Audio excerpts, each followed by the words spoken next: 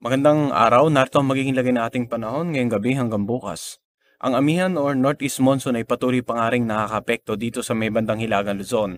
Kaya't ngayong gabi, asahan ng mga kababayan natin sa Cordillera Administrative Region at sa Cagayan Valley na magiging maulap pa rin, may mga mahina hanggang sa tamtamang pag-ulan.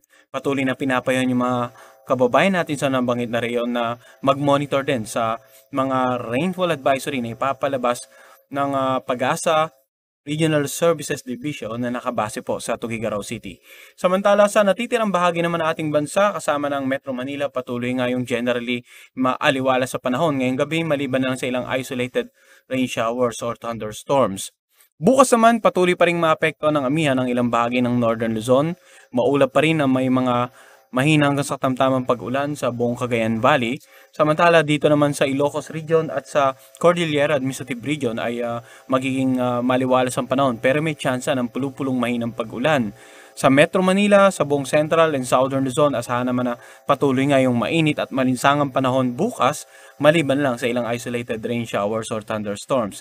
Inaasahan nga na posibleng pumalo na around 33 degrees Celsius ang pinakamataas na antas ng temperatura sa Lawag City, Metro Manila at Legazpi City bukas sa pagitan ng alas 12 hanggang alas 3 ng hapon.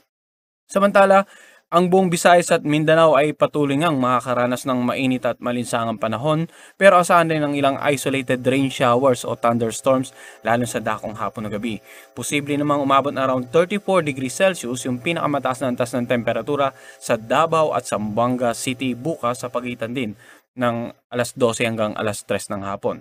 So sa mga kababayan po nating lalabas ng bahay, papasok sa kanilang trabaho or kailangan lumabas ng bahay para bumili ng supply sa kanilang mga pamilya, mangyari lamang pong magdala ng payong dahil kundi man protection sa biglaang pag-ulan dulot ng mga localized thunderstorm ay protection natin sa init ng araw. Samantala, dahil sa amihan, may nakataas po tayong gale warning.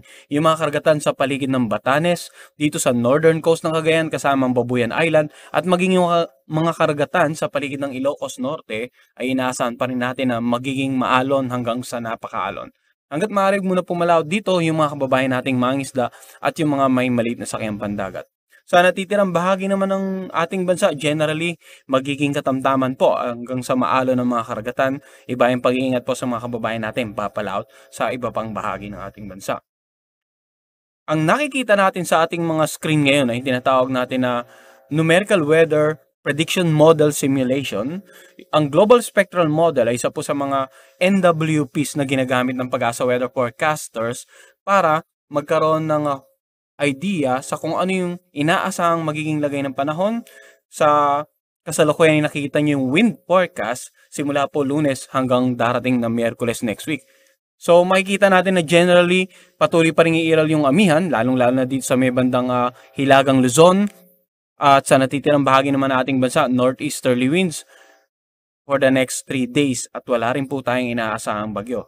Kaya sa ating 3-day weather outlook sa Metro Manila, patuloy nga yung generally mainit at malinsangang panahon pero asahan pa rin yung mga isolated rain showers o thunderstorms.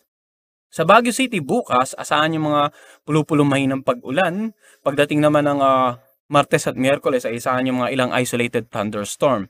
Sa Legazpi naman, for the next 3 days ay patuloy ngayong mainit at malinsangang panahon.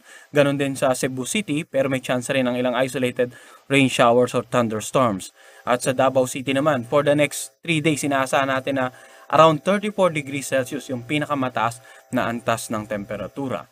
At ang araw ay lulubog mamaya alas 5:24 at sisikat naman bukas na alas 5:57 ng umaga.